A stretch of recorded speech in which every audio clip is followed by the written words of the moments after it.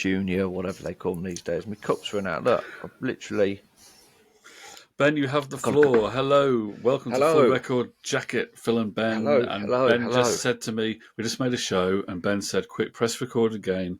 I feel like confessing something. So, go ahead, Ben. What is your confession?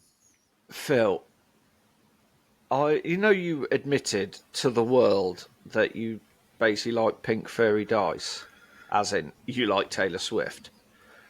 Well, I've had a weird fascination in the last 2 weeks to a boy band from the 90s, from East London, and I don't know why. Just when I think I've topped all the confession, that you come along with something that just blows me away, don't you? I've had a weird fascination with E17 in the last few weeks. I have watched so much about E17 on YouTube. It is ridiculous. I mean, there is a lot of stuff on there about E17, which is just Brian Harvey ranting on. But I don't know I don't know why I've become so... I'm not obsessed. Well, I think I have become obsessed. I'm obsessed by the fact that two of them don't actually do anything. One of them's playing the bass and he's not actually... He is not playing how he should be playing that bass for the song he's playing. But I can't get my head round why I'm watching a lot of E17 videos. The All Around the World video I must have watched 7 or 8 times in the last 2 weeks.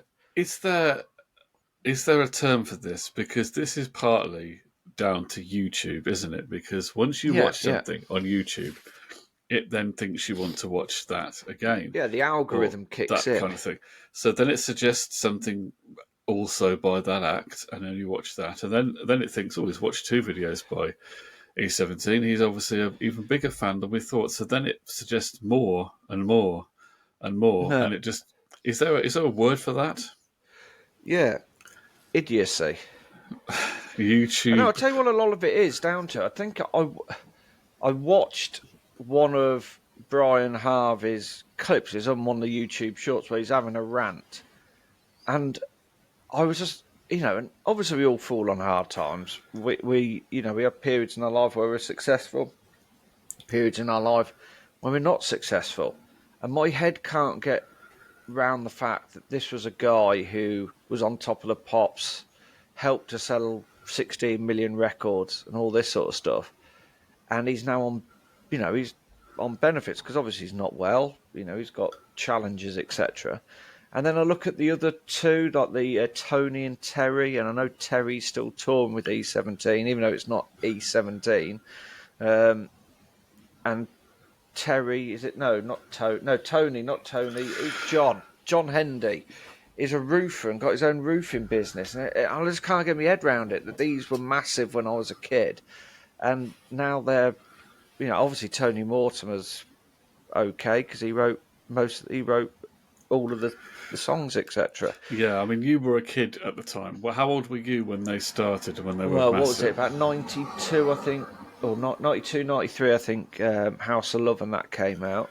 So I was like 13, 14. Yeah, so you were the age for it to make more of an impression on you. I was too old at that point, you see, because I was around 20 at that time. So I just, a boy band wasn't going to really register with me that much. I was aware of their existence, of course, and I heard the songs. But if you're 13, it makes more of an impact on you, doesn't it? That kind of thing. But at the time, I just remember thinking they looked ridiculous. I always liked, all right, everything's going to be all right. But the more I listen to it now, part of me thinks, well, Tony Mortimer, a lot of his rapping is awful. A lot of the lyrics are awful. And Brian Harvey, really, if it wasn't for Brian Harvey and his voice, they would not have done as well as they did because, he was 5'5" and looked like somebody had, like the offspring of Phil Mitchell. But he had the voice of a butterfly's wings on a warm day. Is he the one that's still touring? No. He's the one that's got the problems. Yeah. He's the one that's got the problem. Brian Harvey was the main singer. Tony Mortimer was the tall one who he wrote all the songs, and then you had John Hendy and Terry. So who's the one that's Terry's still touring with E17. In fact, I followed one of them the other day because I was behind a Range Rover and its number plate was E17. So I'm presuming it was one of them.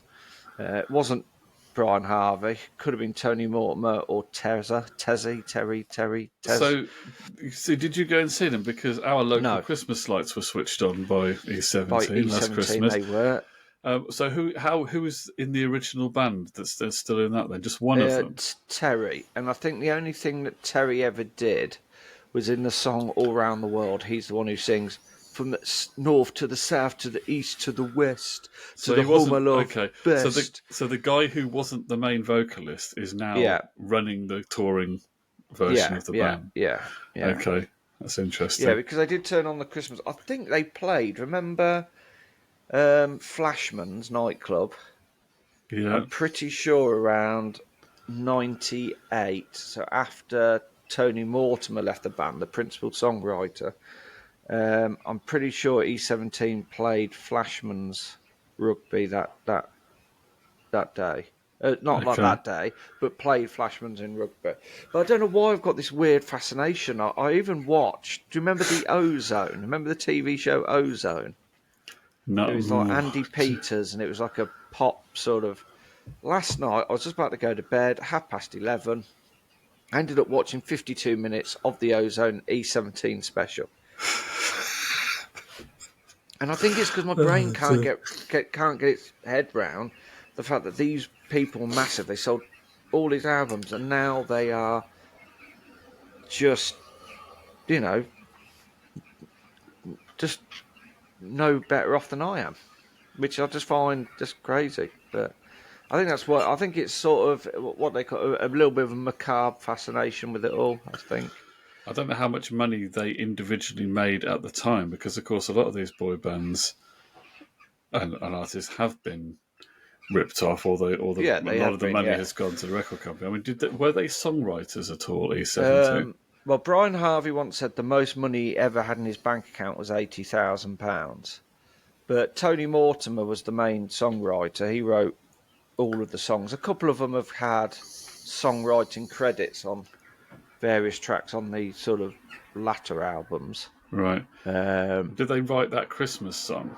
Yes, they did. Yeah, which wasn't a Christmas song. It wasn't written for Christmas. I think it's track number 6 on the Steam album. But they did put bells on it, though, didn't they? They did put bells on it, yeah, because that makes it Christmassy. And I would presume Tony Mortimer makes a good living out of that song on a yearly basis.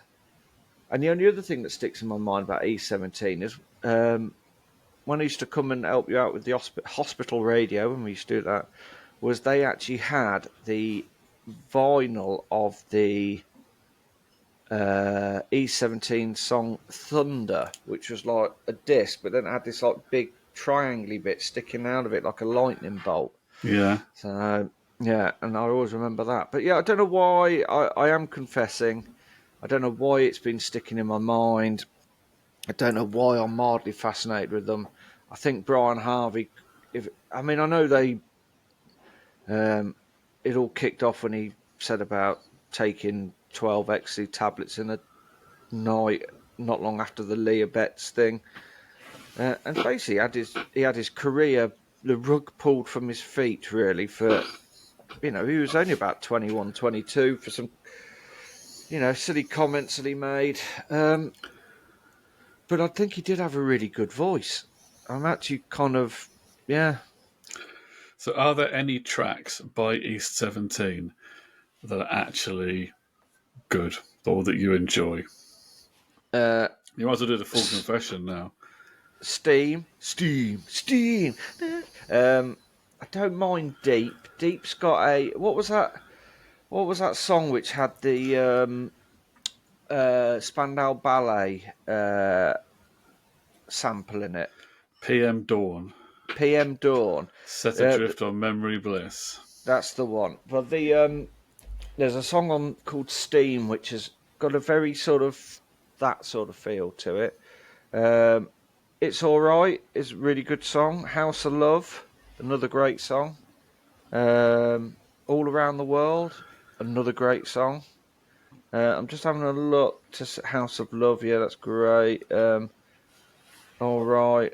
Yeah, that's good. I'm just having a look at the Steam out. Hold My Body Tight. Yeah, I think the songs that they released were good. Sort of Thunder off the Up All Night album, or whatever. It wasn't particularly great, but yeah, some of the lyrics I find a bit thingy from Tony Mortimer. But they did that song with Gabrielle as well, didn't they? Have you ever fallen in love again now, baby? Oh, vaguely remember that now. Yeah, yeah. Yeah. So I am confessing, Phil Sturt, to um, Let It Rain, Let It Rain. Let's see where the lyrics are going with that one. Because I think they did a cover of West End Girls as well. That's now you say that is now ringing a bell. I think I may have heard that. Yeah. Yeah. So I am confessing to have a mild obsession in the last 2 weeks with E17 to the point where I was actually looking to buy their first album on vinyl, and it was too expensive, so I didn't. Is that one? Is that called Walthamstow? That's the one, yeah. I know that much. That's Yeah. about the sum total of my knowledge of them. Yeah, But so I suppose there you go. they were of the boy. They were kind of like the Rolling Stones. Take that with the Beatles. They were the Rolling Stones. Yeah, Is that and kind they of how actually it sold, was? yes, and up until the point that both bands split, E17 had actually sold more records than Take That. Yeah, that I is think, interesting. I didn't know that. That's interesting because I thought yeah, Take That had more appeal across the board and would have sold more records. So I yeah, thought yeah. that's interesting. So there you go. So yeah, so that has been my Sunday confessional to you, Father Phil. Can I be repented for my sins? 10 Hail Marys, Well, viewer, rosary beads, all that what do sort you of think? stuff. Can he be forgiven for this? I mean, you had me not long ago talking about Taylor, but I mean, this is a confession beyond all confessions. I don't think I'm in a position to make a judgment on my own. So let us know: can Ben be redeemed for this obsessive fascination with the boys from East London? Let us know in the comments. Ben, await your fate Thank you, like a Phil. true musical sinner.